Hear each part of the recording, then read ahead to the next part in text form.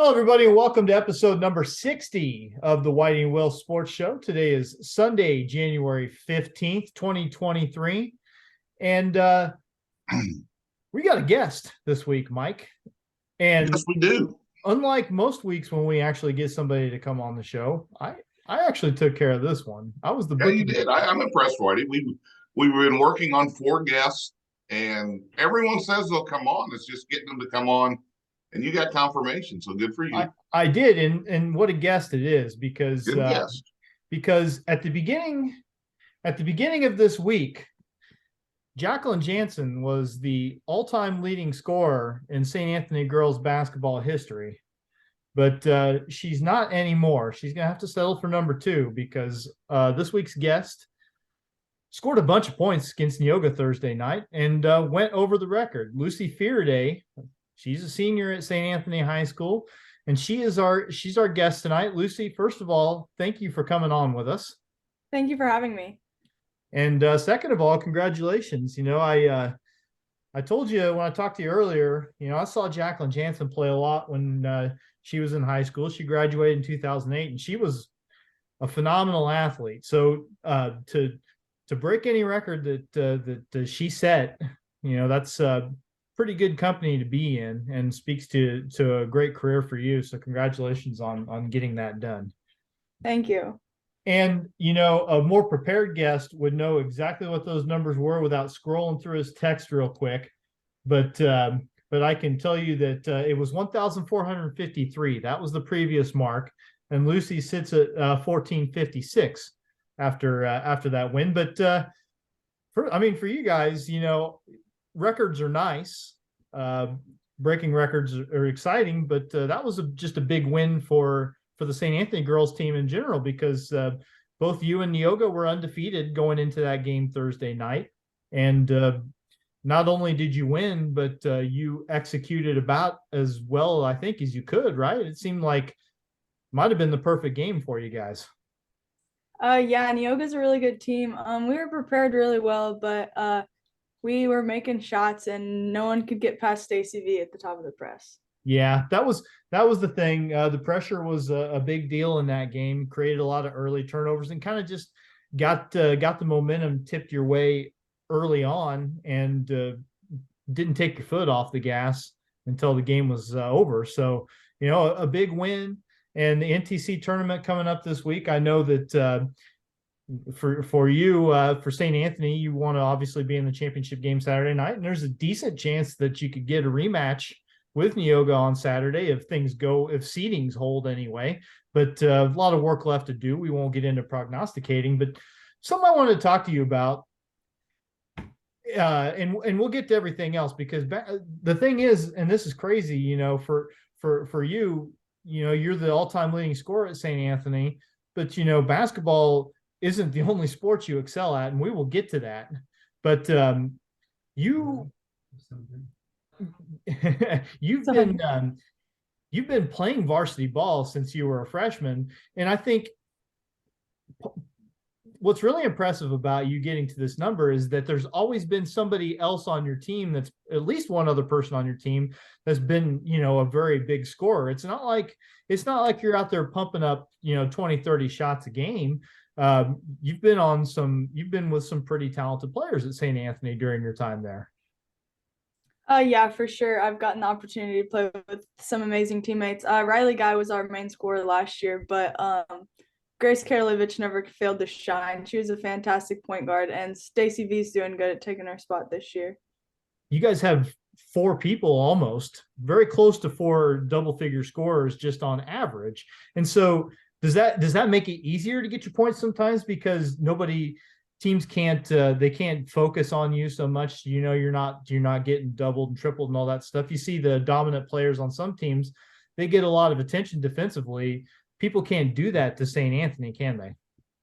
No, for sure. The beautiful thing about this season is our scoring so balanced. We got 5 girls, 6 girls, 5 girls on the floor that can play all the time. And we just have a really unselfish team this year. Nobody cares who scores. We always want the team win. Something else I wanted to bring up to you.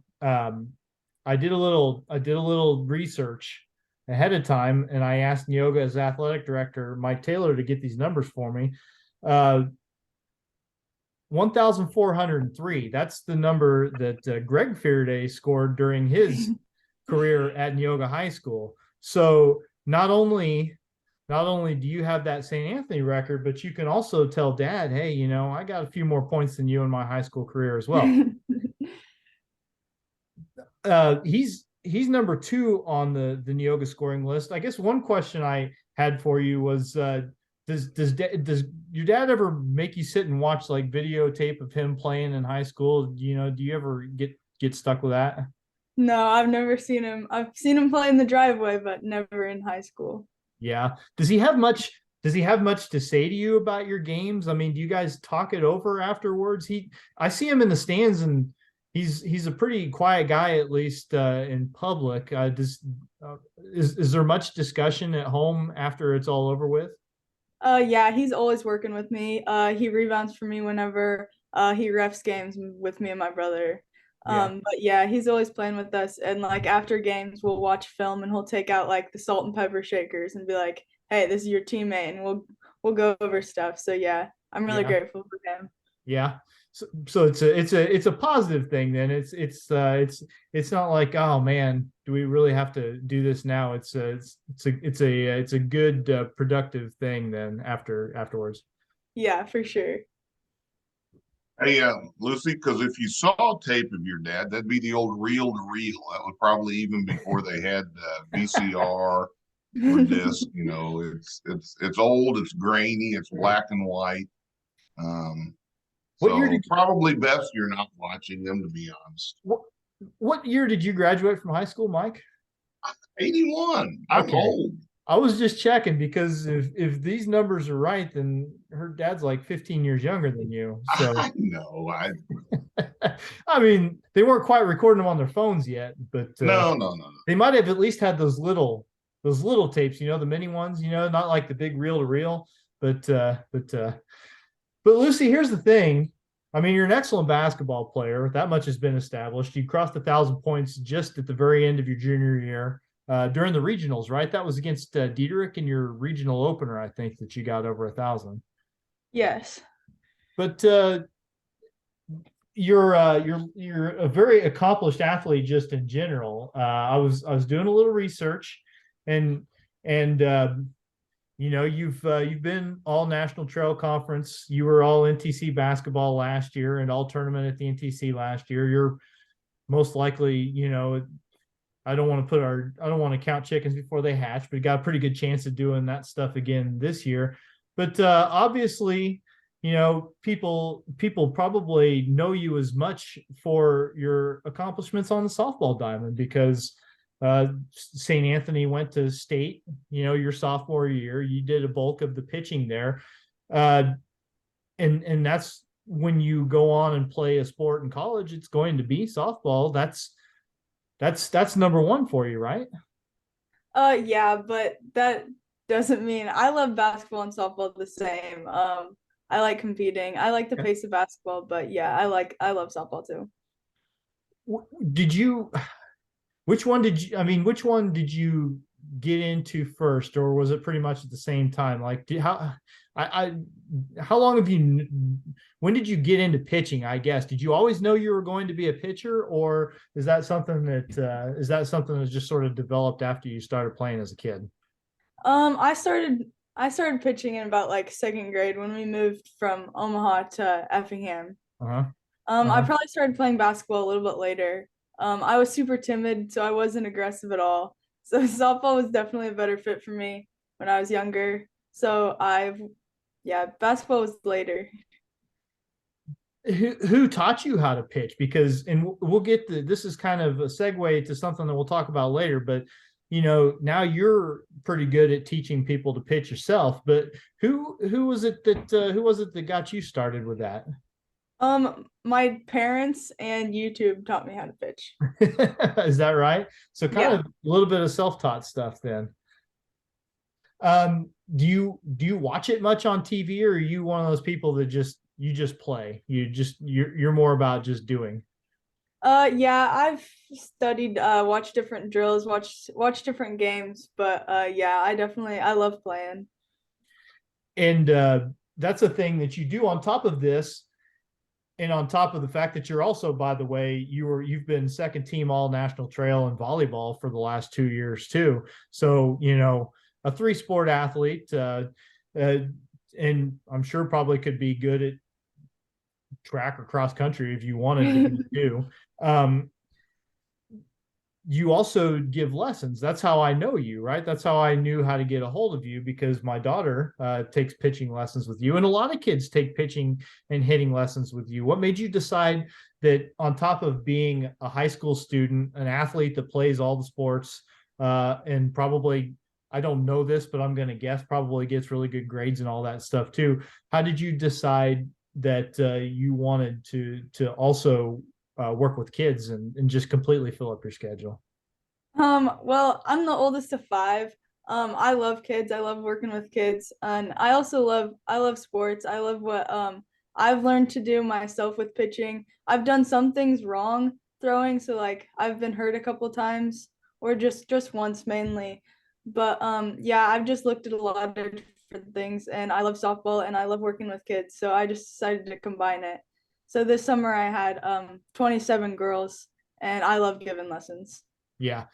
Yeah, I wanted to make sure to bring this up now, with the audience that this show here has. This is a great advertisement. This is probably worth somewhere around $2 to $3 American, in terms of advertising revenue, that we could be getting for the reach that we have. But I just wanted to let people know. Why do you may be rounding up? Yeah, for sure. But we're on the rise. We're having Lucy on is probably going to increase the audience a little bit, would be my guess. Last student guest we had on, Mr. Trupiano, after winning state golf, we had huge viewing. So you figure you got a lot of Fairdays who can view this. So there's a lot of numbers. Yeah, yeah. And that's another thing. You mentioned a lot of Feardays. You got a ton of not only your younger siblings that you talked about, but you got a lot of cousins and stuff. Is there a lot of competitiveness, a lot of trash talk amongst the relatives, as far as as far as playing against each other, or who does what, who's accomplished this and that in all the sports? Yeah, it's definitely fun playing against relatives and people, most of the families at St. A, but we got a few over at Neoga. Yeah. None in high school right now. But yeah, it's definitely, I like playing against our family. We had basketball tournaments on Easter together, 3-on-3 tournaments. Yeah. I would call it more of a fun rivalry than a competitive rivalry. No, it doesn't get nasty at all. No, I mean, listen, I could imagine myself saying some unpleasant things to my cousins, in the heat of the moment. Maybe not meaning too much, but um, Never a bad time to talk a little trash at a holiday. I'm just telling you. I don't But think at some of our gatherings, yeah, we do the same thing. Yeah. Uh, yeah, I mean, like Avery played for Neoga last year, so I imagine some of those games got talked about a little bit afterwards. Yeah, for sure the last one. Yeah, yeah. I mean, that was, and of course, we're referencing the sectional championship from last year, up at Tuscola. It was a tight game between you and Neoga, and obviously we know that Neoga moved on and went to state, and that was a good story. But now I get the feeling that you and your teammates feel like you have a real chance to make this your turn. And I'm not gonna ask you to talk too cocky or anything like that, but you are a confident group, and you obviously do have the talent to make a run this year. Yeah, I'm super excited for the end of the season. Seeing where we can get. This is a really close-knit team. I'm really proud to be a part of it. Yeah. And the softball team's the same way, because there's a lot of kids that are going to be playing in the spring that have been playing together for a really long time. So I have to imagine that, as a senior, it's somebody who's been an integral part of the program for 4 years now, that you would really like to go out with a bang if possible. Yeah, for sure. We have a really good group of athletes going through St. Anthony right now. And honestly, I credit my success in one sport to the next. Being a three-sport athlete has just helped me tremendously, just with different aspects, more athletic, more coordination. Every sport relates. Sure. Yeah, that's the thing. You see more and more, high school athletes, or even before they get to high school, kind of decide this is what I'm going to do, and just give up on the other stuff. And I think especially at a school St. Anthony size, and you can't have that and be successful in all those sports. The kids have to, even if it's not their number one sport. Like, I'm getting volleyball is not your number one sport, but you're obviously good at it. And so if you weren't playing, or kids like you weren't playing, then the program would not be as good. Yeah, for sure. We got our point guard this year, Stacy. She's big part of the softball team, big part of the volleyball team, but she's actually a five-sport athlete. She also runs cross country and does track. So Yeah. she's proof that it's possible, and it's definitely a rumor that you can only play one sport. Well, and specialization is part of the problem in high school sports. And you're right, Lucy. They build upon each other. Basketball footwork can help with softball, and vice versa. I mean, it's never bad to be competitive. I mean, the more you're competitive, instead of saying, I'm going to concentrate on baseball and not play basketball, and I'm going to pitch all winter. Well, you know, talk to a John Smoltz. He says that's the dumbest thing you can do. He was pretty good at what he did. So, somewhere people are filling kids' heads with the idea that we're going to specialize, we're going to do one thing, and then that hurts other sports. Every sport around here in our area, you can almost point to a kid who didn't play because of another sport. And to be honest, I think if you really got them in a situation where they would give you a real answer, they'll tell you they missed it. Yeah. Um, you are going to play softball at Lakeland next year. Mhm. Are you pretty? I mean, what's the balance of excitement and nervousness for that, or do you even really allow yourself to think about it right now? Are you just worried about what's in front of you at the moment, because you've obviously got a full plate right now as a senior in high school? Yeah, I'm super excited to go to Lakeland next year and play softball, but right now I guess I'm focused on being a Bulldog. I want to be a Bulldog as long as I can. Yeah. And you're pretty active on the I mean, you don't just play the school ball either. Obviously, you can't anymore. If you want to play in college, there's travel teams to consider. And have you played with the same travel team for most of the time? I've played with a lot of different travel teams Okay, actually. okay, gotcha. Um, let's see, Mike. What am I missing here? You got you had something that you were going to throw in here. Right. Well, I know, I think it was this fall, maybe before school or something, or maybe it was last spring. There was a half day of school, and I saw Lucy on the driving range pounding balls. It was a day, maybe they got out early, and there's nobody around. It's just her out on the driving range hitting balls. And I thought, I think I told her, I said, you need to play golf because she has hand-eye coordination. She's got leverage. She's got some, she's tall, she's size. I mean, a little work. I mean, she's not going to match Jaclyn Jansen on the golf course, obviously. However, she would have been a great addition to that St. Anthony golf team, and probably another chance to go to state in something. But that's the sport. Because when you're as old as your dad, that's the only sport you're going to want to play all the time. So, and trust me, it happens. You see all these athletes who laugh at golf, and once they get to be about 25, 30 years old, they play golf all the time. So, what's the best round? What's the best round you ever shot? Have you ever just put up a like a crazy number, or are you just more of a fun, doing this for fun type? Yeah, I'm not I'm not a very good golfer. I like golfing, I like hitting golf balls, but Yeah, my best round, I don't even know. It wouldn't have been very good though. Oh, I don't know. I feel like she's probably being humble, Mike, but that's okay. Definitely I'm just telling not. you, Whitey, a lot of upside, a lot of Yeah, upside. yeah. Well, that's what not gonna be able to play softball forever, but you can play golf until you're at least as old as Mike. That's the rumor anyway. True. That's So, true. what do you let's I know this is a sports show, but what do you what do you want to do with life after athletics? Like what's the plan going forward? Any sort of thoughts on that yet? Yeah, I have no idea. I think I think I might want to teach, but I guess we'll just see where God takes me. Yeah.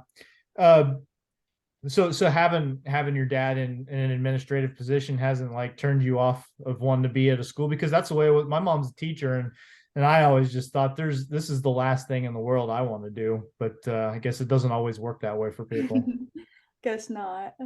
And obviously you have a gift for it, you're able to pass on what you know about softball to a lot of kids, and you did your strength and conditioning classes in the summer too, which I know that Mackenzie had a lot of fun with. uh have you got a planner that's just like, you have to write everything down to keep track of it, right? There's no way you're doing this all in your head because you got something going on all the time. You have to. Yeah, I use the calendar on my phone, but I like staying busy. Yeah, yeah. um So let's see, Mike, what else you got?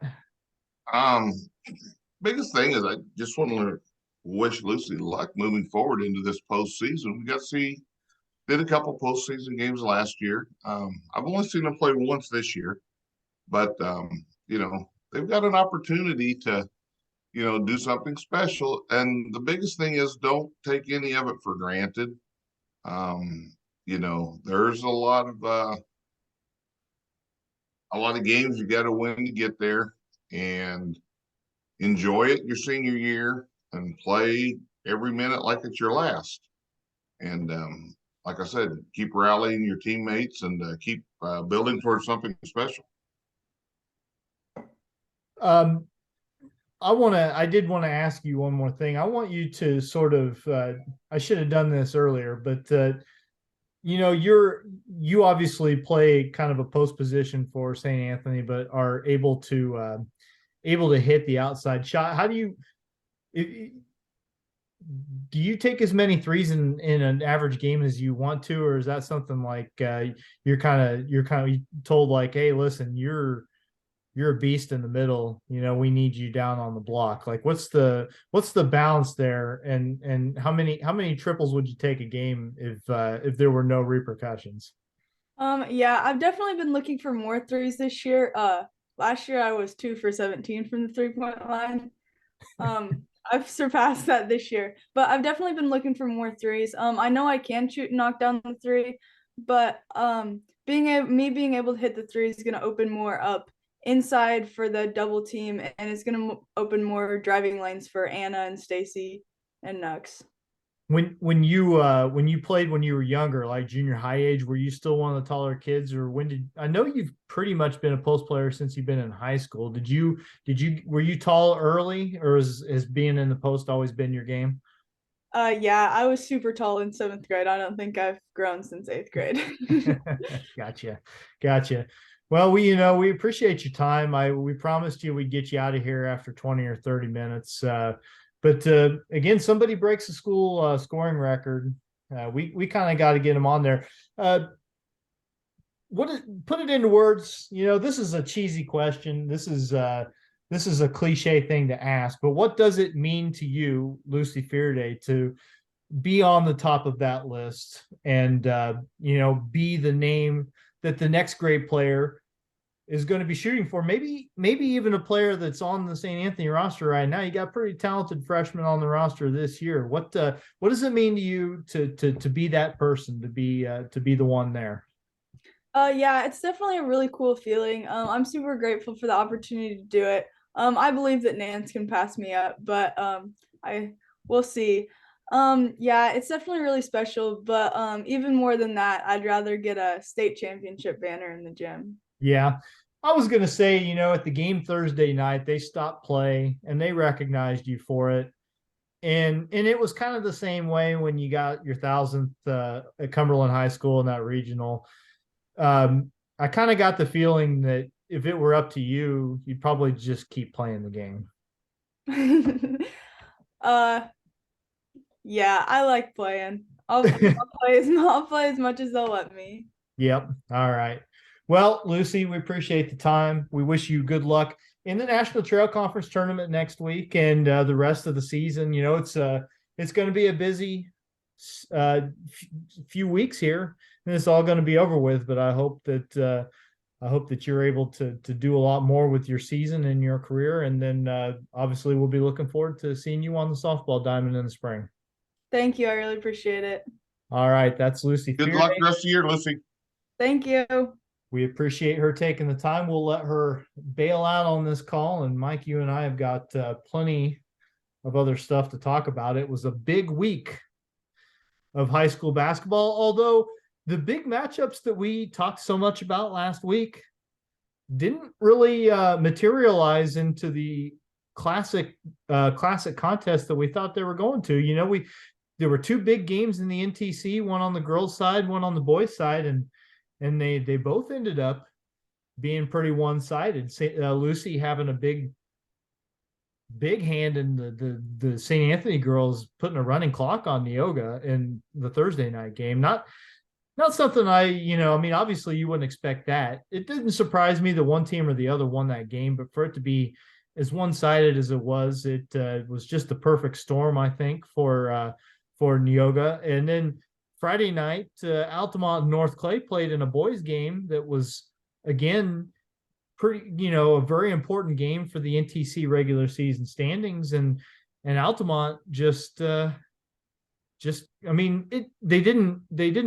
wasn't a blowout or anything, but they got a comfortable lead at halftime and never looked back. Yeah, I tell you, it was really, there were some things throughout the game. Just in a nutshell, I talking to Matt Robinson and then both coaches after the game, after they do their interview. And one of the things I mentioned was North Clay's front line of Smith, Boson, Fleener. Yeah. Probably the most athletic front line in 1A basketball. Yeah. I really do. And Johnny Nieberg, said, no doubt about that. With that being said, Altamont out-rebounded them 36-18. They doubled them on the board. And that was the difference in the ball game. It really was. It was a case where, and I can't remember Mr. Coleman's first name to save my life right now. It's Eric. Again, our producer didn't provide me that. It's Eric Coleman. Eric Coleman had a monster game, and I think he probably had 16 points, right around there. I would say at least 12 of those, maybe 14, were on putbacks. Mm-hmm. He just did, and I know he struggled this year with some illness. Yeah, it's really slowed him down. He's getting his strength back. Kind of a coming out party for him. I mean, I think there was huge expectations for this young man from day one as a senior and some things he can do.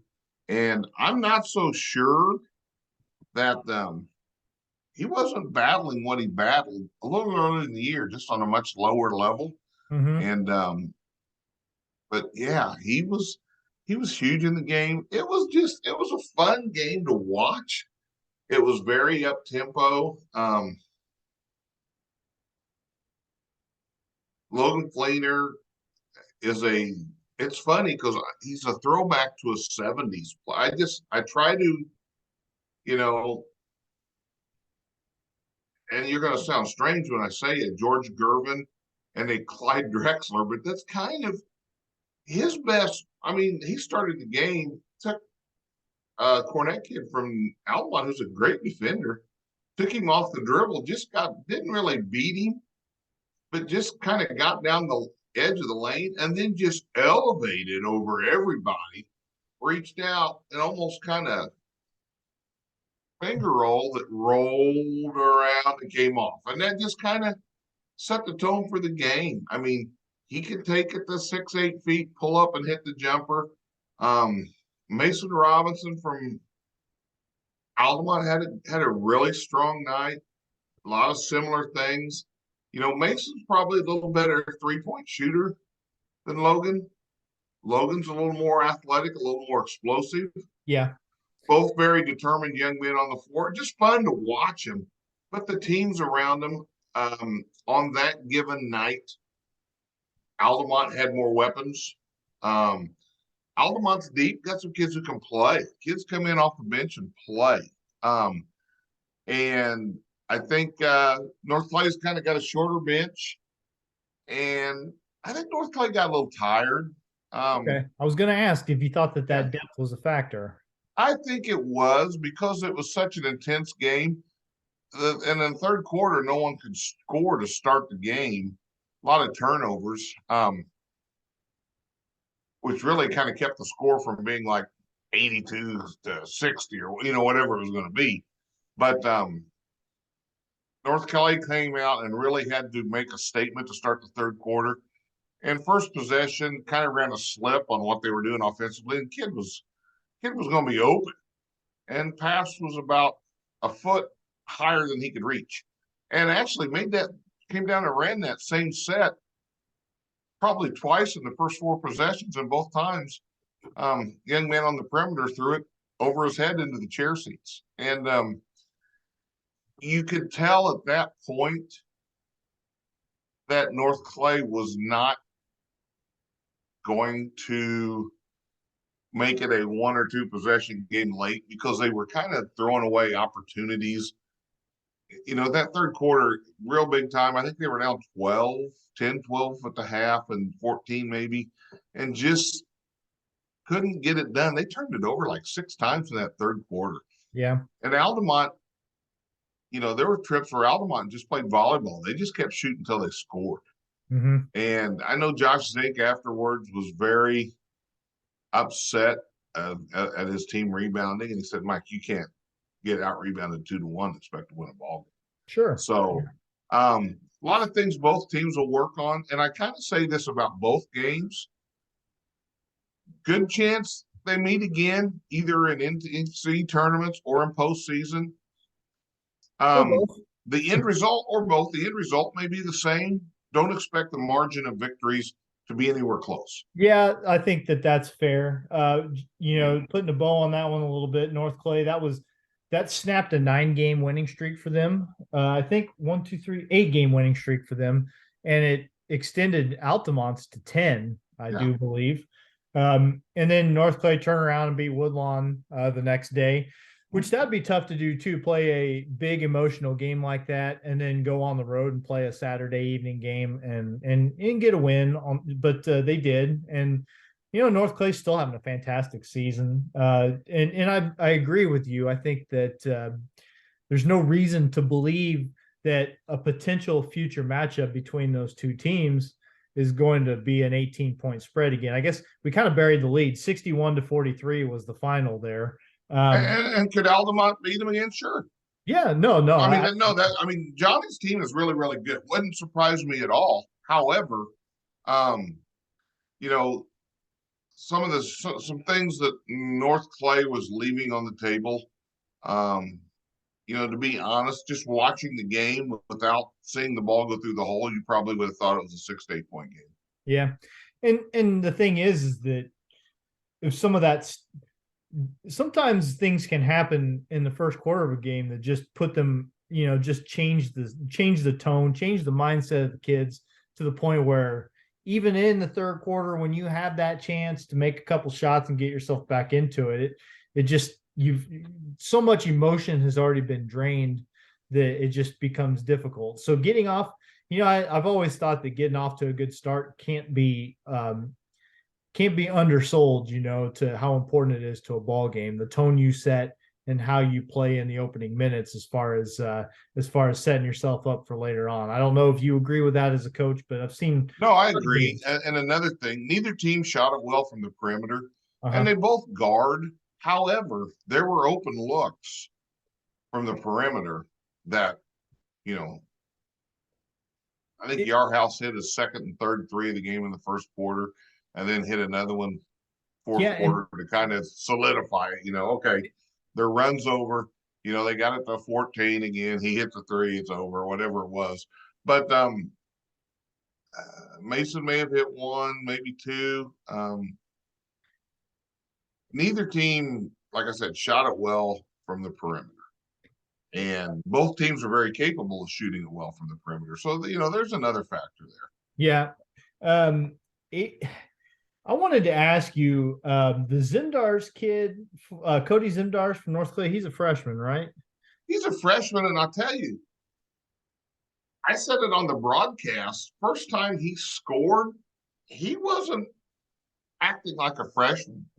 Made a nice move, got to about, I think, 8 feet, 10 feet, rose up and scored, shot it with some confidence. With that being said, Altamont did a pretty good job defensively. North Clay did not get a lot of uncontested shots. Okay. Unless they were taking a three, and sometimes that'd be a step and a half outside the arc. Zimdar's kid has a really, really high upside, in my opinion. I like the way he plays. He plays with some confidence. He can do some things. Josh has to find a couple other, somebody to really play. Got a Walden kid who's a freshman too. I mean, I know North Clay's JV season they've struggled, but two pretty good freshmen who I think can do some things as they mature, get a little bigger, get a little stronger. But the Walden kid's pretty good little left-handed pitcher too. Not little, actually. He's a pretty good sized kid. He's a pretty good sized boy. I didn't see him. I didn't see him throw any during the game. But with that being said, there's some future there. Altamont, Johnny's got some kids on the bench who could start for a lot of teams in the conference. I mean, he really does. And I know that he's going to be on our show here. I think it's his daughter's 5th birthday today, so a birthday party trumped us. When we talked about some other people we're trying to get on. But I was impressed with them. And the Phillips kid who was all tournament at Cesar for Christmas is in a boot. And I know it's kind of a coin toss if they're going to get him back or not. Pretty good player, but stuff like Jared Hammer doesn't show up as scoring a lot of points. But he's a point guard. He always seems, anytime things are getting chaotic or all of a sudden loose ball, he ends up with. He grabbed 3 or 4 rebounds. I like him. He kind of illustrates the point that we were making with Lucy when we were talking about it. Like, Jared Hammer is a fantastic baseball player, just a good athlete in general. On the basketball court, he's not a star, he's never going to light up the box score. He averages 3 points a game, but he's an athlete and he's a confident athlete. And you need those kids, right? Not everyone's going to score 13 points a game like Mason. Everybody on the team can't take 18 shots. You're not going to. There's only one ball. Yeah. And you need kids who are not concerned. And I know this sounds cliche-ish, but not concerned about scoring. They're concerned about the team. Yeah. And the thing about I like the way he did things. He did some nice things. And again, when I say that, you talk about North Clay. There's times I'd like to see Logan Fleener be more selfish.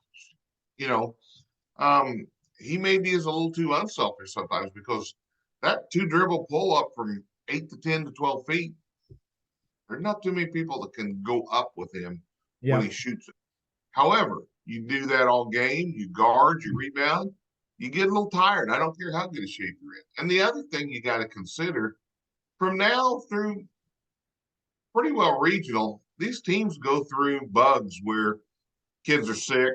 Yeah, I got this head cold. I can hardly walk, And I know Altamont had some kids who weren't feeling well. North Clay did. You can't tell usually when you play, other than, man, a lot of shots hit the front of the rim or we're short. Yep. Well, let's talk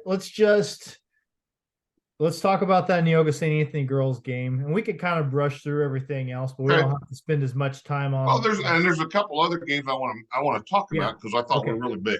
Yep. But, I don't think St. Anthony Neoga is going to take a long time to discuss because it was it was over about as soon as it started. St. Anthony scored the first 8 points. They were ahead by like 14 points after the first quarter, and it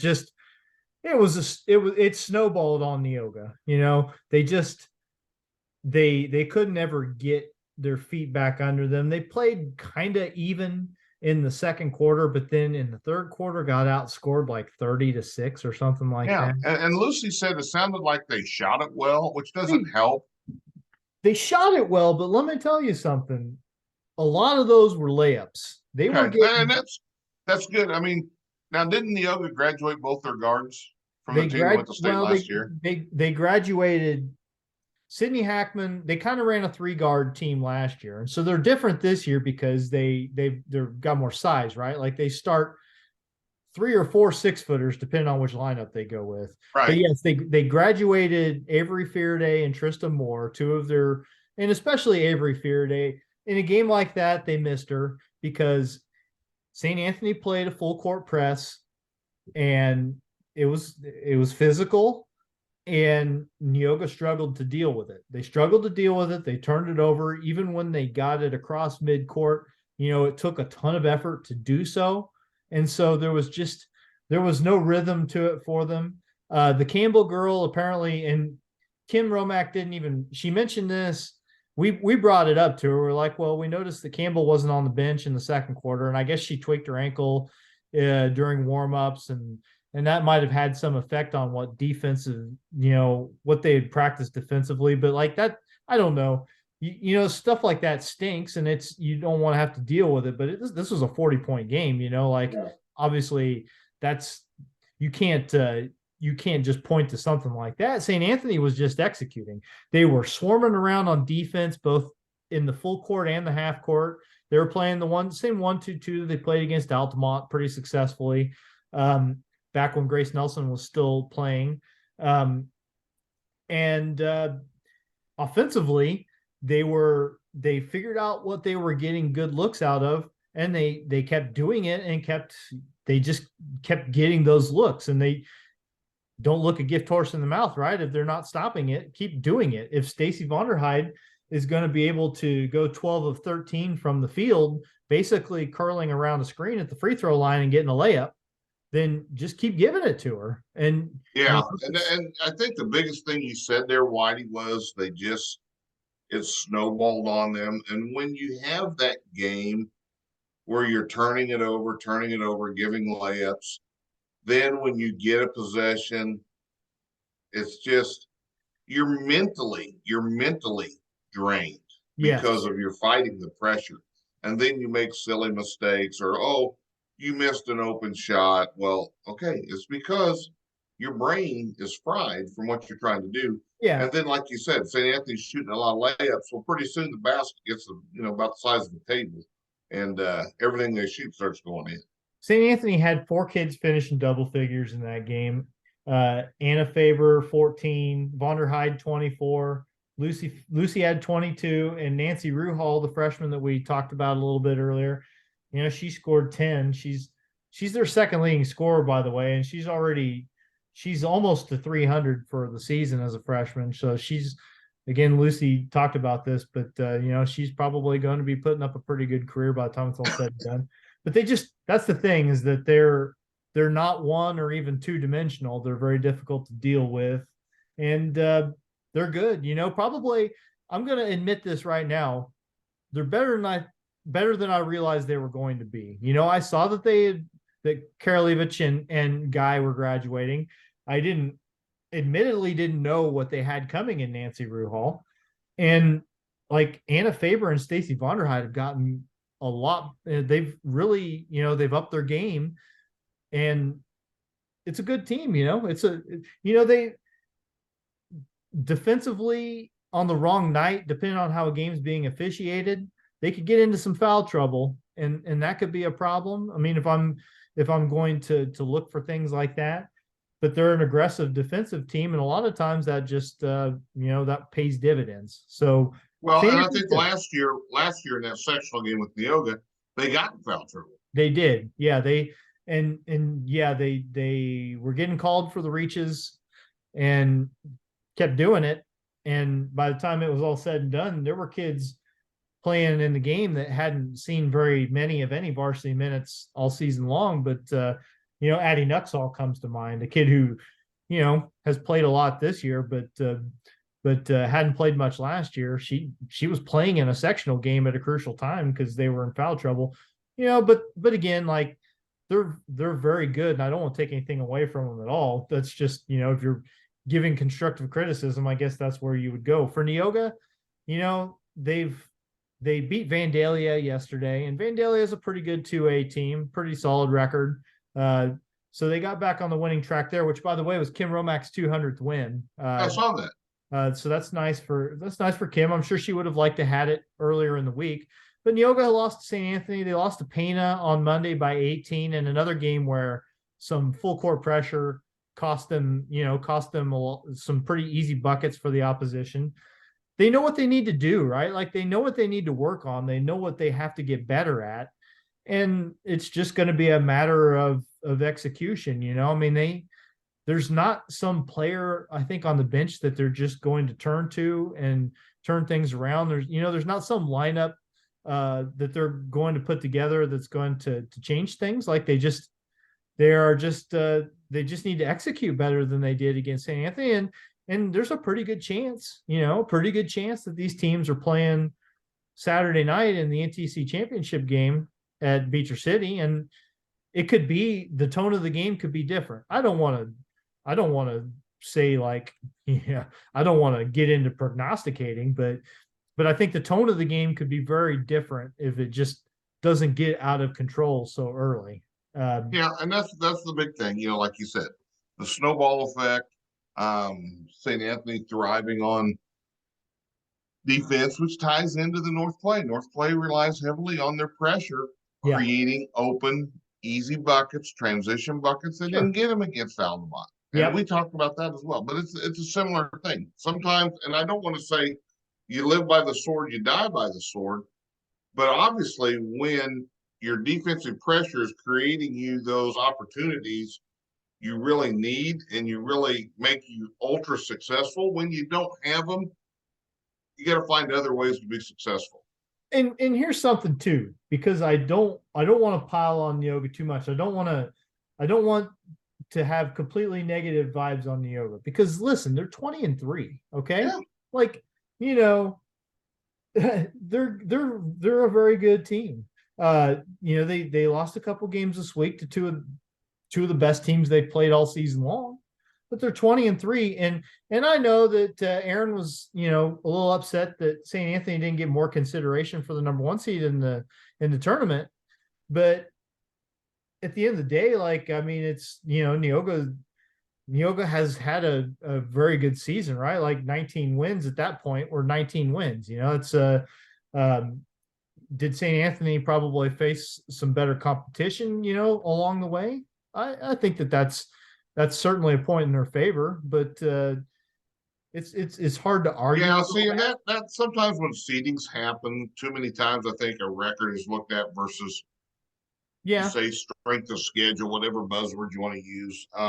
It is what it is. Some people won't consider it, some will. But the bottom line is, you want to go win an NTC tournament, you want to win a regional, whatever, you got to win it on the floor. Yeah. And they did, I mean, whatever the thought process was for the coaches voting in that, like St. Anthony went on the floor Thursday night and, put their money where their mouth was and had an excellent game. And they're going to be ranked higher in the state rankings this next week, because of that win. They'll at least flip-flop with Neoga, if not more, and it'll be well deserved. And again, there's a lot of big games coming down the pike for that team, and no reason that they won't continue to be successful. So, hopefully, just from a media person's point of view, maybe if they meet again, we'd like to see it make for a little more interesting radio. but it is what it is, and St. Anthony played extremely well Thursday night. So, okay, you have a couple others you want to talk about. Yeah, we're going to use a shotgun approach instead of going through conference. Yes, let's do that. One game I did the Effingham Paris girls game. You know, Greg kept calling it Jeff Schaefer night. Yes. Hearts just kept hanging around. Got it to halftime, and really, Paris was lethargic, And just missing shots. And Effingham hung around, came out to the third quarter, and as Coach Schaefer said on the postgame show, may have slipped in a word not normally used in his locker room speeches. well, not He may normally have used the anymore. word apple pie. I don't know what it was, but I will say this.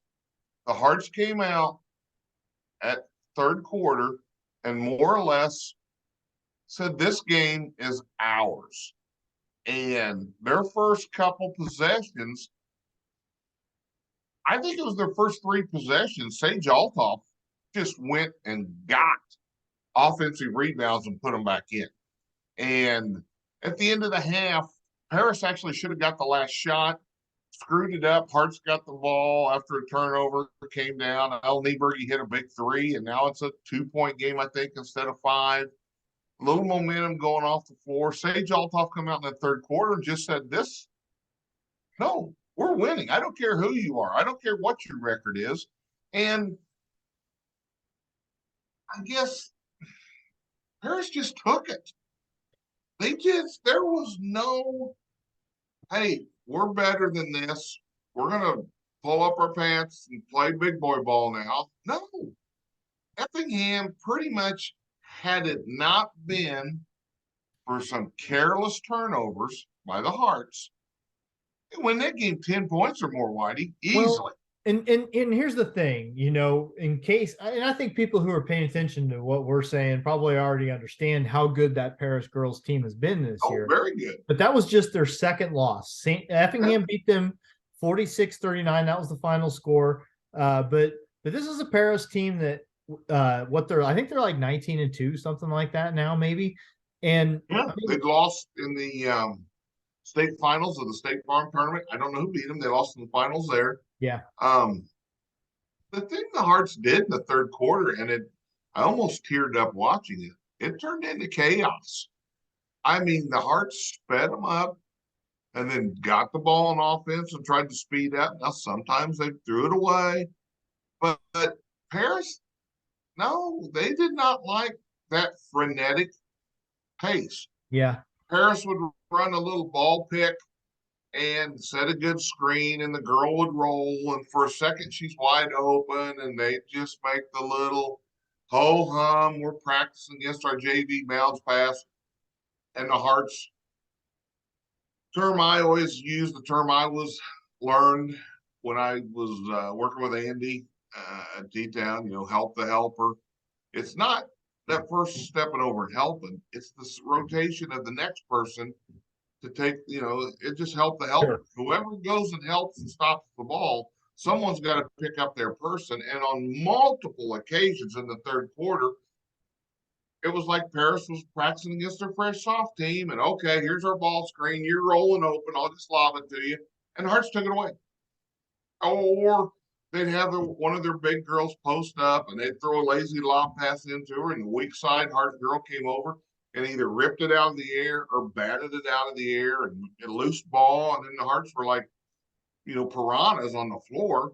And Paris just took it. And they didn't. Girl hit a couple threes for them, but for the most part, Effingham was the bully and punched him in the mouth, and Paris did nothing about it. And that's Paris team that beat T-Town by 16 points a week before Christmas, And for Effingham, apologies to the Effingham girls, but I didn't see it coming because 2 nights prior, they went to Taylorville and got beat by 35 points. And granted, the Taylorville girls are having an excellent season and especially playing well as of late.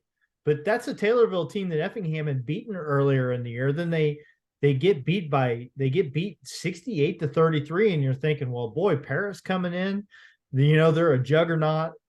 It's going to be a nice night for Jeff, but don't know so much about this game, but just goes to show you can't ever be certain of what's going to happen, because across town, Clash of the Titans, Neoga and St. Anthony turns into a 40-point game, and over at EHS, the Lady Hearts are picking up a win over one of the best teams they've faced all season long. Well, and then Friday night, St. Anthony goes down to Modern Day and wins. Yeah, St. Anthony boys. And Modern Day may not be having the 19-2 season, but Whitey, I'm going to tell you, that's a tough place other than the Christmas tournament, okay? You go down there in the Christmas tournament, you feel like it's a pretty good deal. You go down there in the regular season, here's all I'll say. It's a very tough place to win a regular season ball game, okay? I'm going to read between the lines a little bit there. I took a 30-some point beat down, okay, in a regular season game after playing them same team 2 weeks earlier in a Christmas tournament and losing by 4. And then I pulled my starters. I was afraid somebody was going to get hurt. And we took it. You want to beat us down, beat us down. So you're saying you didn't get all the calls in that game, is what you're saying. When I have a kid go up for a dunk and it gets wedged into the rim in the backboard because there's a hand in the middle of his back. I'm going to say Zach Bachler's timing was not off that bad to miss that type of a shot. And we just, and probably the only time in my career as a coach, I quit coaching because it didn't matter. Didn't matter what we did. We weren't going to be successful. How's that? St. Anthony, and St. Anthony, I was looking at Aaron Britton's strength of schedule stuff actually today. You look at the St. Anthony boys, and them and North Clay have played, and they've played extremely tough schedules this year. And you look 2A T-Town, all 3 schools are in the top 10 of their class in strength of schedule, which you expect out of these area schools. Johnny Nieberg has tried to beef up Altamont's schedule. He's played Newton. He's played Casey. Sure. Yes, absolutely. I give our coaches credit. They'll play anybody. Hey, anyone, any place, anywhere, anytime. But that's the thing. You get losses. T-Town Saturday night went down to Madison and got beat. Again, tough place to play. Not as tough as Modern Day. But, I think they lost by 4 at Madison. And I've seen some good T-Town teams go down to Madison and get beat. Lost by 7, 50 lost to 40. By 7. That's a tough week for T-Town because they also, listen, they got beat by St. Joe Ogden Tuesday by 13, but that's obviously a very tough. And that was I think a 3-point game going into the fourth quarter. But it was a tight ball game. It was 2 at the half, 3 or 4 going into the fourth. But bang, T-Town's played St. Joe, who has now lost. I think Pontiac beat somebody else beat them. They've lost a couple games. You go to Madison, old traditional game, tough game. They play Prairie Central, who was ranked number 1 2A, but has since lost. I think they go play them at their place, either regular season or a shootout coming up in a week or so.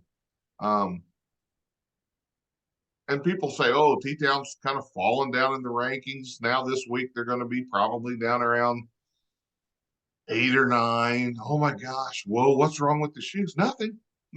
Trust me, nothing. They're playing tough competition. We talked about this last week, but it's just an ungodly schedule they play. It really is. It's at them and the girls. We'll get to the girls in a second here. But and again, I looked it up real quick just because you mentioned Altamont. Yeah, Altamont number 11 in that strength of schedule. So pushing themselves. So I guess we mentioned Aaron Britton's rankings. Another person we're trying to make fit in his schedule to be on our show. And I know Aaron, I use him as a valuable asset for our Christmas tournament. Aaron will send me a text sometimes on the weekend. Hey, I can't find a score for X, Yeah. So good guy. And like I said, you look at his website, one word comes to mind. Well, a couple words. Genius is one because of how he makes a spreadsheet sing. That's incredible. I used to like Excel, but I can't make Excel do the things Aaron does. Yeah. But he's a fanatic. He really Yeah. is. But the point I'm making with the strength schedule for St. Anthony, and we kind of we're talking Altamont, we're talking North Clay. The NTC boys tournament's coming up, not next week, but the week after, and we will next week. I think we'll get more into talking about that. I think, but St. Anthony has played some really good teams, and so that's don't count them out by any means.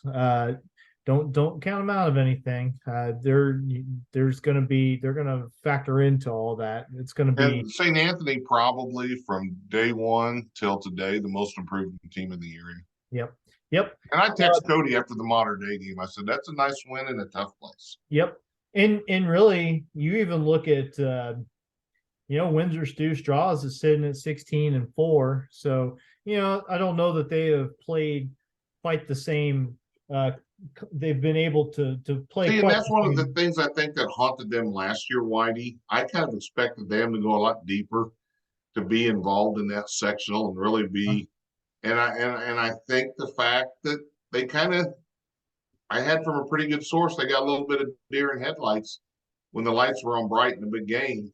And we got some other teams that, like I said, you look at what Altamont's doing, what North Clay is playing. You look at St. Anthony's game, you look at T-Town, who they've played. There shouldn't be anything you run into in the postseason catch you off guard. Yep. And in the Hatchet's defense, some of the kids who were key components for that team last year, specifically the Wittenberg boys, they're back. So, right. they're going to have this year's group misses the Vonderheide. They missed that big presence in the post. Sam was a nice player. But even Windsor Stew Straws, just because I don't want to sell anybody short, but 38 on that strength schedule. So that's not bad. I mean, out of all the 1A teams in the state, and I think part of that, because I'm just glancing at this and I just see Cumberland's at 45. I think a lot of it's just a product of being in this area and having sure, there's games teams. Your strength of schedule is stronger because I have to play these teams in the NTC teams for the most part, their strength of schedule should be decent because of playing within the conference. T-Town, did they start Highland yesterday? They did. Okay, let's get to that because I haven't seen a score. They won their first game at the Highland tournament. The T-Town girls did. They beat Waterloo 53-43. Okay. Now, here's their reward for winning an opening round game. This is Highland. Yeah. Here's their reward for winning an opening round game at the Highland tournament. They're going to play Alton tomorrow. And Alton is undefeated. Yeah. It's a 20-0 Alton team that beat somebody in the first round at Highland by 40 points or something like that. That's just what that tournament is. I guarantee you, Lori Thompson's loves it. When she went to bed that night, she said, okay, now we get to play Alton, who's going to test us like so-and-so in our post. That's fine. She doesn't care. And if they go get beat, it's terrible. Lori doesn't care if they lose. No, that's not what I'm saying. She wants to play competition that will make them better in the postseason because that's what she coaches for. She sees the big picture. Yeah, she plays Modern Day, Breeze Central, everything to get ready for the postseason. I was out of curiosity going back and looking at some old stories that I'd written at the Daily News back in the day, and I found one from when T-Town played at the Highland tournament. They beat Olney. They beat Brittany Johnson and Olney in a semifinal there. This was back in the Katrina Swingler days, the Rundy twins, Leah Thompson, now Hecht, and Mindy Went, fifth person mention, pretty good fifth person to mention there. But they won that, and so then they were going to play a state ranked team. Hillsborough was really good that year, and Lori's quote was, "Yeah, this is going to be fun. I'm looking forward to it." That's again, that's what she's in it for. And it's much like the T-Town boys playing Lincoln Way East in the championship game of your tournament. It's, did they win? No, but are they better because they did it? Of course. Of course. Why don't you tell you a quick story? When I was in 07 at St. Anthony, we were playing in the Lyle shootout, and we're supposed to play Chicago Manly. And a couple, maybe 2 weeks before the shootout, a week before the shootout, I got a call from the idiot Lyle, and he says, Mike, we've got an issue. We have a team no one will play. Would you consider changing opponents? And it was Lake Forest Academy. I remember not this. an IHSA school. He says, no problem. You can play him. It's not an issue there. I said, well, why won't people play him? He says, well, they go 7 foot, 6'7", 6'7", 6'5", 6'3". That's their starting lineup. I said, we'll play him because we ran into Keene Toman the postseason. I knew there was a good chance we would run into Keene Toman. Here we're going to face a 7-footer. If I'm going to drive to Chicago, Manly was really, really quick and some things which we wanted to play also.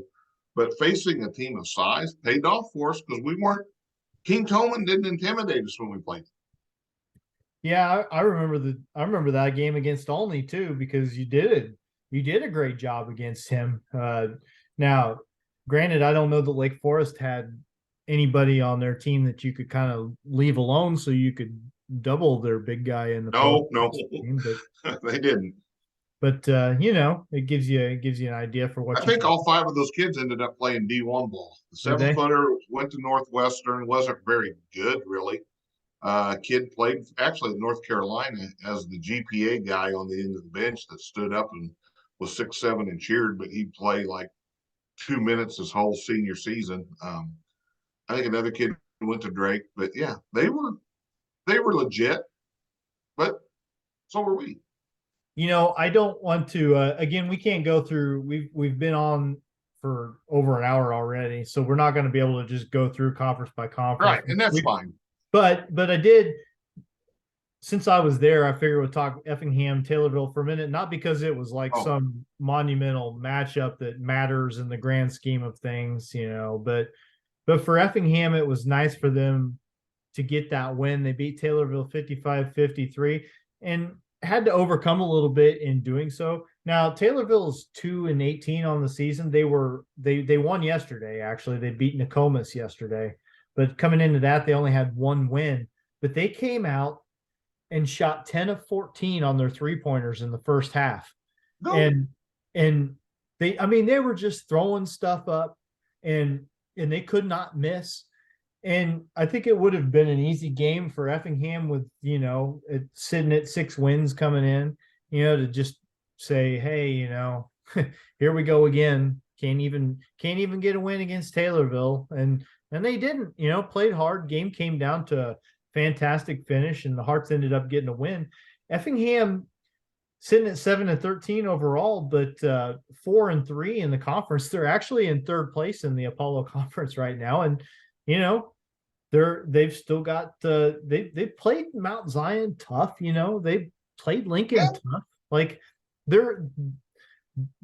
I guess mostly I just want to make sure that I give those boys credit for how much they are still getting after it. That game Friday night was not pretty at all. And I don't think Obi would dispute that with me. I don't think he'd get mad at me for saying it, but it was certainly, I think I said on the air, no one's going to mistake this for a ballet, but both teams were really getting after it. And that's a compliment to Taylorville too, because boy, 2-18, that can't be any fun, but they're still been there, done that, but they're still getting after it. They were playing so hard. I mean, that was part of the reason it was sloppy, is because both teams were, going 110%. And you just have to commend kids for having that approach to a season that's not going, the way they would have liked to. I think I just wanted to mostly bring that up, and also to point out that Taylorville shot they had a kid who went 5 for 5 in the second quarter. I've never seen anything like it. His last one, it was right before the buzzer. He just pulled up and shot at the volleyball line, just like, I think, to see if he could do it. He drilled it. I saw that once in the sectional, but that we were the ones who were red hot, and we did just throw one in at the buzzer, and um, yeah, it's kind of fun when those things happen because um, like man, what a game plan that coach had. No, Um, we just were making shots. so anyway, Um, yeah, one go ahead. last score I want to touch on, and it's Okay, outside of the area, okay, but um, Wednesday night, um, Lincoln Way East played Chicago Bloom. Okay. okay, Chicago Bloom was actually ranked higher than them by the Tribune in their Super 25 rankings for Chicago, and maybe a notch or two lower by Aaron in his 4A rankings. Um, East was down 11 with a minute 45 to go. Down 11. And I know a name that will people from T-Town won't like to hear. Mr. Tolliver hit a three at the buzzer from about 22 feet, send it in overtime. Then another kid off the bench, Hudak, hit a three to send it into double overtime. And East knocked off Bloom in a monster win in double overtime, which kind of the reason I want to talk about it, it's so big for them because everyone was impressed with them down here. But that gives them some street cred. Here's a Bloom team with D1 players, you know, kids who are supposed to be D1 players and are D1 players. And they knocked them off at Bloom, by the way. Big win.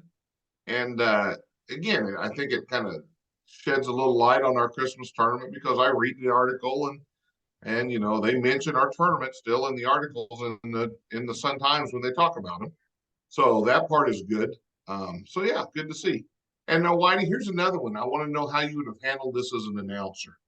okay, Curie was playing Kenwood in Chicago this weekend. okay. They're ranked, I think, both in the top 5. They don't like each other. Okay. Okay. A lot of delays on the clock and a lot of official huddles. The way I read the article, late in the game or late in overtime, I think it was Kenwood's best player or Curry's. Now I'm getting this wrong. I should have double checked before I got on here. The Okay. home team's best player gets whistled for his 5th foul. Scores bench notifies everybody 5 fouls. Kid kind of walks over by the bench and then just walks down to the end of the floor, still on the court.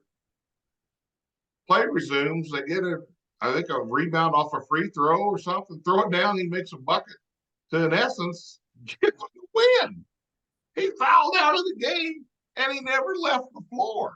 Well, Now, they had I think, according to Michael O'Brien, it was like a 20-some minute powwow between the officials and the official scorer, and the basket stood. And I I mean, think then it was Curie's coach or whoever lost, Curie or Kenwood's coach, pulled his kids off the floor with about a second and a half to go in a 3-point game and said, "We're going to the locker room. We're not going to play these cheaters anymore."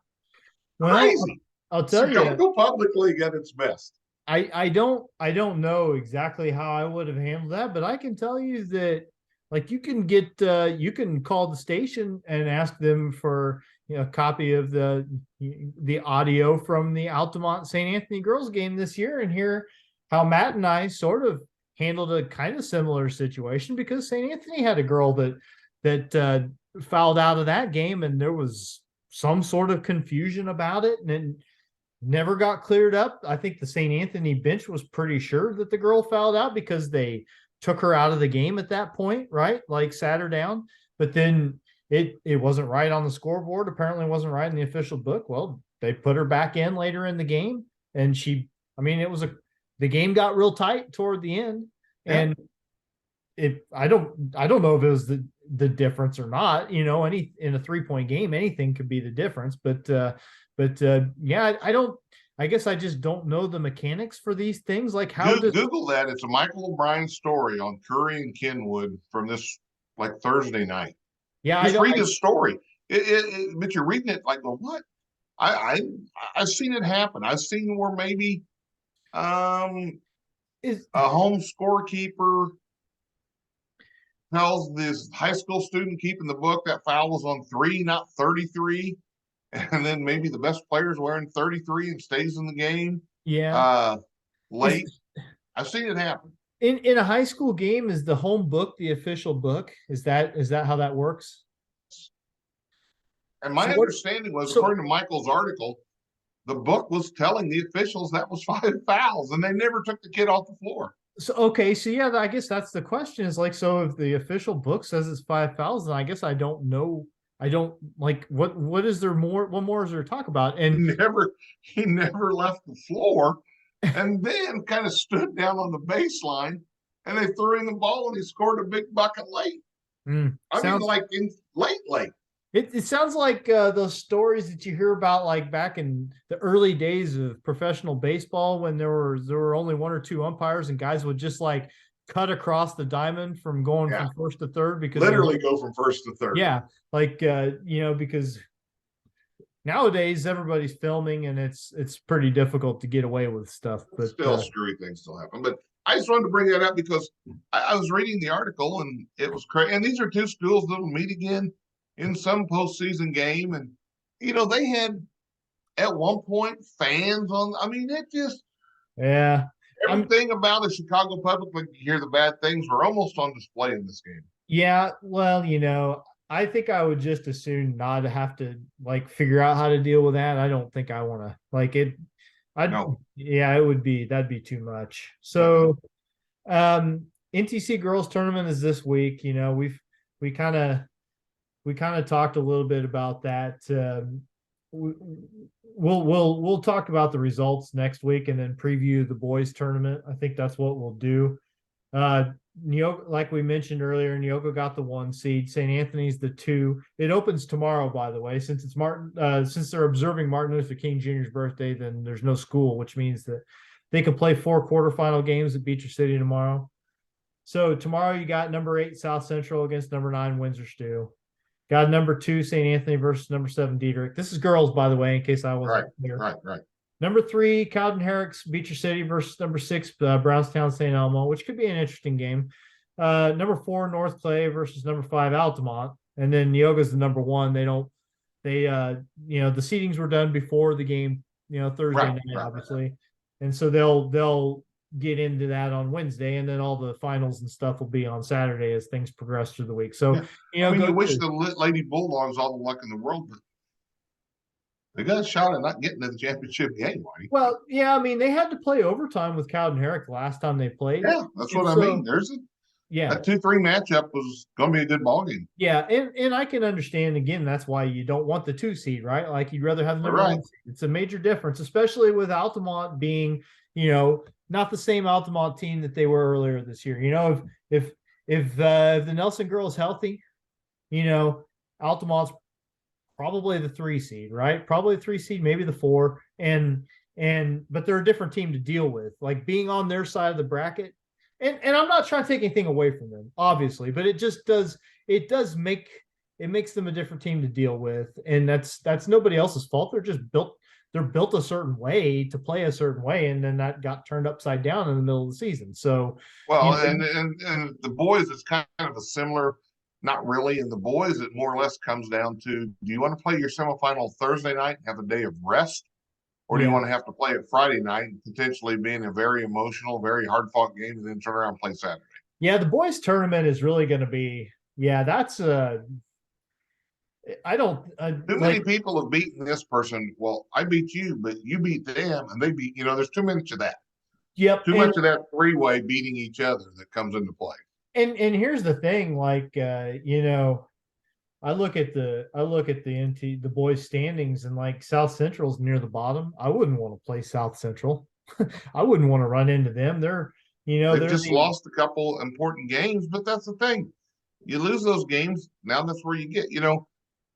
If it goes according to Hoyle, Friday night you would have, again, if it goes according to seeds, you would have a St. Anthony North Clay rematch. It could be an incredible ball game. But with that being said, those teams are going to leave a lot on the floor. Yes. Have to turn around and come back the next night. But I guarantee North Clay. looks at South Central getting a 7 seed and says, "Man, we Yeah, got I can guarantee you, Josh Zake is not happy with that matchup. having to play them. I mean, there's a couple of teams in the NTC that are just kind of having poor seasons, but other than that, probably there's you really just don't want to have to deal with any of them, and that makes for a good tournament.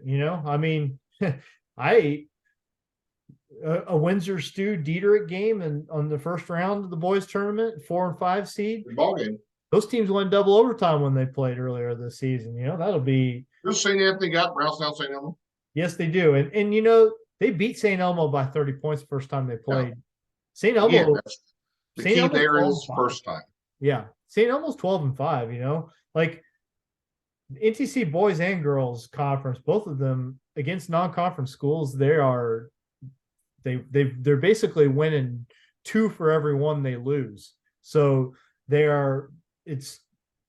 beat up on each other a little bit, but good as small school basketball as you get in the area from both of those conferences. So I think that's where we can leave the high school stuff for this week. We'll pick back up on some stuff. Other than that, I just want to say that I'm, heartbroken that Kirk Cousins got beat in the playoffs tonight. It really bothers me. I hate to see that. Family, the Hobbacorks family pool and 4-0 so far. Whitey, feeling pretty good. There were some games this weekend where some NFL games where you thought that someone was going to get their ass kicked, and then they turn around and either won or at least made a game of it. So that was exciting to see. Like I said, I had the Jags and the Giants both pulling those out. Don't ask me why. I've seen the least amount of football I've ever seen in my life. And I just read some articles about every game and the person, so that's why I went with my picks. The Jags, and I see the Bengals are only up 2 right now, so that doesn't make me feel good. I do have Joe Burrow on the Bengals, but I don't even know who's quarterback in the Ravens. They've gone through like 7 this year. Yeah, they're in a bad way with that. But you know what? Miami was on their 3rd string guy, and if Mr. Irrelevant is still alive in the playoffs. How's that? Boy, the end of the Dolphins game, the clock management there. They screwed. How do you get a delay a game on a 4th and 1? Well, I don't know, but they had several issues throughout the game with clock management. I read the quotes. I read the quotes from Boy Wonder Coach after the game, and he didn't seem to. The one thing he never said was like, it was on us. Yeah. It was. There were a lot of reasons for why it didn't happen, but never the guy who's running the show. So I know. But football coaches love to talk about accountability all the time, so it seems like that would have been the time to not do their it. Own accountability. Anyway, Bears get the number 1 pick. That's all that really matters. Who cares about any of this? Bears got who they trading for, Whitey? Yeah, I know. I really don't want to see them actually use it, because if they actually use it, it means that they're going to draft a quarterback, which some people say they should do. I don't really get that, and I definitely don't subscribe to it. But if they do, they'll take like a guard from Canisius. They need to trade that. They need to trade that pick. They've got a lot of cap space and a lot of they could turn that number 1 pick into several picks, and so they could really turn the team around in an off season if they're smart. But hey, and the world's ugliest season turned around. The Hoosiers finally got a win. And Illinois looks a lot better too, buddy. Yes, they do. No, I haven't seen them. I've seen little snippets of their games, but I've read a little bit, and they're playing better against. You don't know, And my biggest concern is Indiana's those kids out with injuries. I don't know if they're going to get either one of them back. Thompson's a big miss inside presence, helping, but we'll see. Hey, you've got some great kids. They need to start playing good now. They can look really good against directional North Dakota State Mineral College back on the first week of the season. But, these kids are going to play good in the conference. And the Big Ten Conference is not for the weak of heart this year. By the way, I watched. Or is it ever?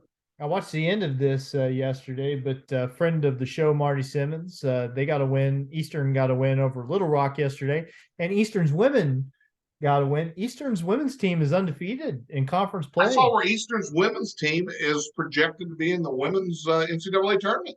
That would be very cool. Matt Bollant, he's been with the program for a while now. Did SIUE beat Eastern's men, correct? That is correct. They did. I read that score backwards. I thought I saw that the other day, which I thought, wow, because SIUE is on bracketology. They're there. Indiana State's there. So, yeah. Hey, listen. Eastern's men seem like they're moving in the right direction, at least. Sure they are. There's not going to be a ton of victories this year, I don't think, but got a very big one though. Moving in the right direction. And listen, I don't care what else they do this year. It's a successful season because they hung the most embarrassing L of all eternity on Fran McCaffrey, and that to me is worth its weight in gold. So good job, boys. That is a big win. And I did text a friend of the show, Bob Lockhart, and I said, man, you've turned this program around, because that was one of his first games on the bench. Yeah. He said, that's incredible. He goes, Mike, you cannot imagine what that was like for the kids and Marty. I said, well, Sure. No, I can. That's huge. Yeah, no, it's good to them. Former guest, deal. Marty Simmons. Yep. We'll have to do that again sometime, because there really is good progress there. The program was in a pretty bad place when he got there. Marty can coach. And again, then when a coach comes in, there's always going to be some turnover then, because that's just the way college programs work. And it was with everything with COVID, with the portal, it was a mess. And last year, they really didn't have a full deck of cards to deal with. Now he's got some kids who can play a little bit, and they're competing. Looking forward to it. Well, we're about an hour and a half. Is it? All right. You got a busy weekend, so I'm guessing. Yeah, I'm ready to go to bed. Trust me. Early to bed. Some of us get tomorrow off. I don't know. Gotta get you. Oh, Whitey, I do have to put a plug in though right now. I have a meeting tomorrow with a certain new author in the area we're doing a little background checking now on production of a book that he is writing that maybe next week we'll tout a little bit once I find a little more information out of it. Absolutely. And again, I'll give Lucy one more plug. If you've got a little girl that wants to learn how to pitch or learn how to hit better, she gives fantastic lessons. My daughter has it's funny because she in her rec league last year in the summer, the coach said, hey, who wants to pitch? Who can pitch and wants to pitch? And my daughter raised her hand, and the coach looks at me and says, does she know how? And I said, absolutely not. And he's like, okay, well, she can try anyway. And it went about like you would expect, right? And I said, okay, listen, if you're going to do this, you need somebody who actually knows what they're doing to teach you, and it's not me. So that's a tough pill for a dad to say, okay, we're going to find someone else to teach you how to do this. Well, listen, but I can be humble on that one. Never pitched a softball in my life. So, but Lucy's been working with her for a year and a half, and man, it's not just that she's gotten better, but the good relationship, she's so good working with kids. So again, I'll give her that plug. She's fantastic. She's a really good kid, and we like her. I second that. Really good kid, and my goal now is to see if she'll smile at me at mass when I see her. Now I usually smile at her. Now at least she's talked to me. She knows I'm not a complete idiot, and she may smile back now. Jury's out on that last part, but I'm sorry. You put it on the tee, I'm going to hit it. You put it on the tee, I'm going to swing at it. All right, Mike, have a good week. We'll talk later, bud. Later.